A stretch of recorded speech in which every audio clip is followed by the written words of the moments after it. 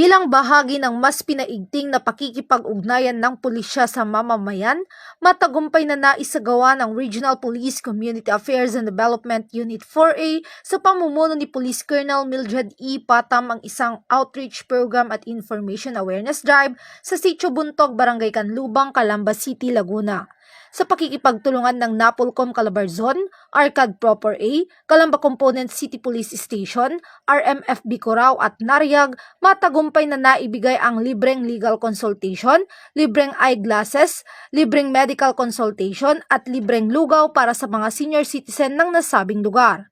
Bukod pa dyan, nakatanggap din ng food packs at loaf bread ang mga benepisyaryo.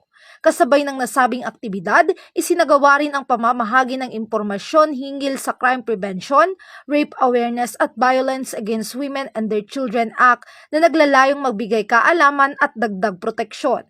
Lubos ang pasasalamat ng mga dumalo sa mga serbisyong handog ng kapulisan, katuwang ang iba't ibang ahensya. Maraming salamat sa kapulisan na nagbigay ng panahon para kami ay magkaroon ng katahimikan at kaalaman sa batas na hindi namin nalalaman. Maraming salamat po sa inyong lahat. Umaga nga po pala sa inyong lahat. Maraming salamat po sa mga kapulisan na muli pong bumalik sa amin. Okay, sunod po itong row po dito. Pila po tayo. At na naman po ng pagkakataon na magkaroon ng mga senyor ng salamin. Kaya kami po ay lubos na nagpapasalamat po sa grupo po ng mga pumunta ritong mga kapulisan. Salamat po sa inyo. Ang ganitong mga gawain ay nagbibigay ng tiwala ng mamamayan sa kapulisan at nakakatulong sa pagbibigay ng serbisyong may malasakit para sa komunidad.